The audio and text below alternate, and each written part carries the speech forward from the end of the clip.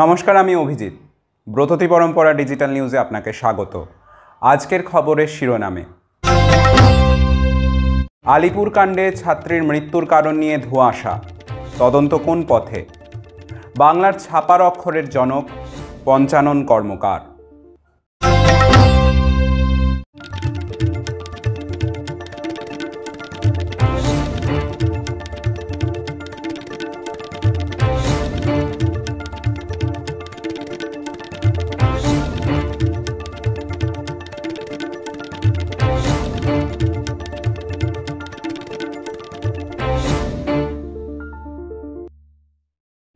এবার নজর রাখবো আজকের সংবাদ সংকেতে।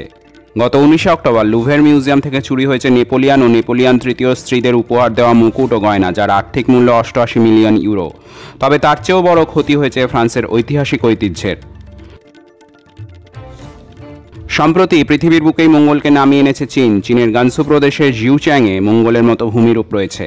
ফলে প্রাকৃতিক এই অবস্থাকে কাজে লাগিয়ে মহাকাশ বিজ্ঞান ও প্রযুক্তির সাহায্যে গোবি মরুভূমির বুকে 67 কিলোমিটার এলাকা জুড়ে তৈরি হয়েছে ফিউচারিস্টিক বেস ক্যাম্প, যা ঘুরে দেখতে পারে সাধারণ মানুষ।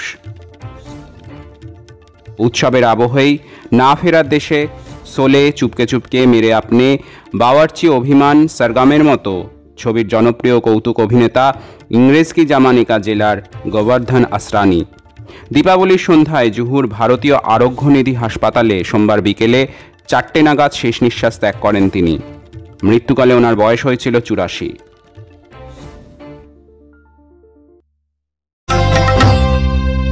এবার শুরু করছি আজকের বিশেষ খবর। দীপাবলির রাতে একটাও আলো জ্বলল না আলিপুরের বিদ্যাসাগর কলোনিতে, কারণ বাড়ির আলমারির মধ্যে থেকে মিলেছে 5ম শ্রেণীর এক কিশোরীর ঝুলন্ত দেহ। গত রবিবার ঘটে যাওয়া এই মর্মান্তিক ঘটনাকে কেন্দ্র করে উঠে আসছে নানা প্রশ্ন। আত্মহত্যা নাকি অন্য কোনো রহস্য? এই চাপানোত্তরের মাঝে তিলোত্তমা কাণ্ডের মূল অভিযুক্ত সঞ্জয়ের এই মৃত ভাগ্নির মৃত্যু রহস্য কোন পথে, জানব বিস্তারিত প্রতিবেদনে। কলকাতার আলিপুরের বিদ্যাসাগর কলোনিতে বাড়ির আলমারি থেকে একটি 10 বছরের মেয়ের মৃতদেহ উদ্ধারের ঘটনায় রীতিমতো তোলপাড় পাড়া থেকে আলিপুর থানা। গত রবিবার দীপাবলির দিন বিকেলে আলমারির ভেতরে একটি হ্যাঙ্গারে আংশিক ঝুলন্ত অবস্থায় পাওয়া যায় সঞ্জনা সিং নামে 5ম শ্রেণীর এক বালিকার দেহ। গলায় ছিল ওড়নার ফাঁস, তবে মেয়েটির পা দুটো মাটিতে লেগেছিল এবং কোনো সুইসাইড নোট মেলেনি। তাই এই মৃত্যুটি অস্বাভাবিক বলে নথিভুক্ত করে আলিপুর থানার পুলিশ।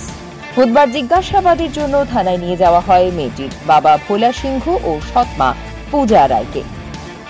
এদিকে পুলিশ হাতে পেয়েছে সঞ্জনার ময়না তদন্তের প্রাথমিক রিপোর্ট।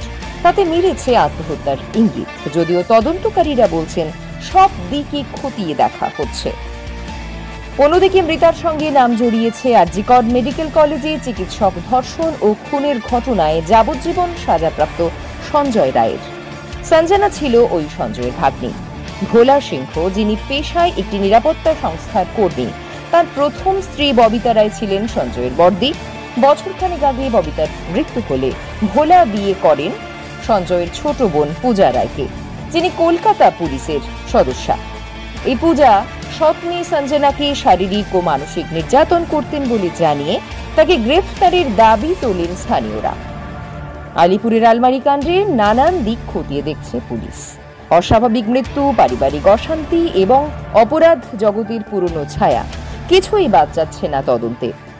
এবার তবে সময়ই বলবে সঞ্জনার মৃত্যু আত্মহত্যা নাকি তার পিছনে লুকিয়ে আছে অন্য কোনো গল্প।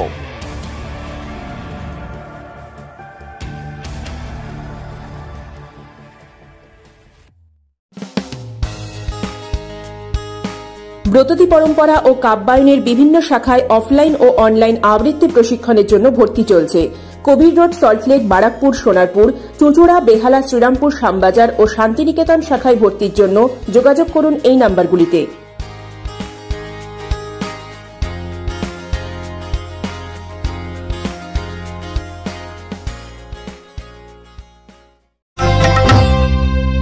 কোন কোন বই হাতে নিয়ে পাতা উল্টে দেখলে বাঙালি হিসাবে গর্ব হয়?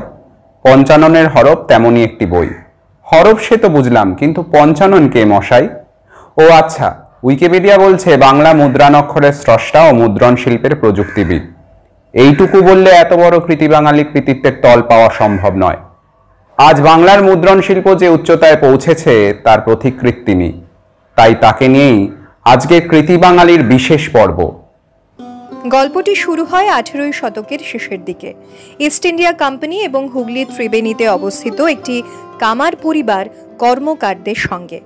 কর্মকাররা ক্যালিগ্রাফিতে বিশেষজ্ঞ ছিলেন এবং 18 শতকের শেষের দিকে যখন ব্রিটিশরা ভারতে আধিপত্য বিস্তার করছিল তখন তারা বাংলা সহ স্থানীয় ভাষাগুলিতে দক্ষতা অর্জনের প্রয়োজনীয়তা অনুভব করেছিল। জনসাধারণকে বাংলা ব্যাকরণ শেখানোর জন্য বইয়ের প্রয়োজন ছিল। হ্যালহেড বাংলা ব্যাকরণের উপর একটি বই লিখেছিলেন, কিন্তু বাংলা টাইপফেস উপলব্ধ না থাকায় এটি মুদ্রিত হয়নি। হ্যালহেডের লেখা বাংলা ব্যাকরণ বইটি ছাপানোর জন্য প্রথমে এশিয়াটিক সোসাইটির অন্যতম প্রতিষ্ঠাতা চার্লস উইলকিন্স বিলেতের এক কারিগরের সঙ্গে যোগাযোগ করেছিলেন, কিন্তু তার তৈরি করা অক্ষরের মান আদৌ ভালো ছিল না। তারপর দীর্ঘ অনুসন্ধান এবং শেষমেশ সেই কর্মকার পরিবার, যেখানে তিনি পঞ্চানন কর্মকারের সঙ্গে যোগাযোগ করেন, যিনি ইতিমধ্যেই ধাতুতে বাংলা ক্যালিগ্রাফি শিল্পে দক্ষতা অর্জন করেছেন।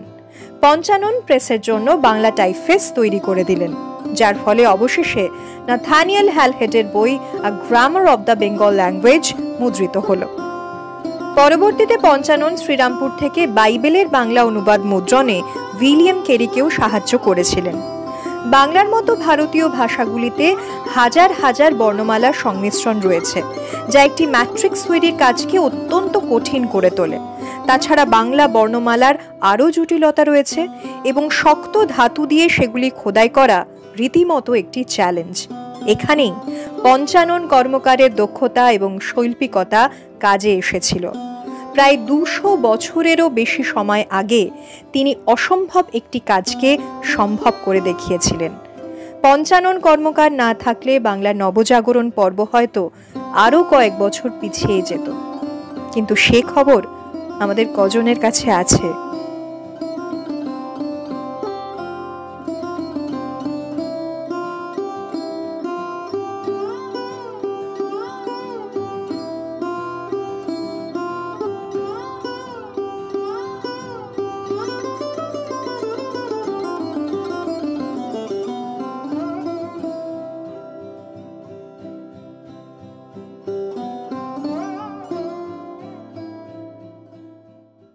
ব্রততী পরম্পরা ডিজিটাল নিউজের বুলেটিন আজ এখানেই শেষ করছি। নমস্কার, সকলে ভালো থাকবেন, সুস্থ থাকবেন।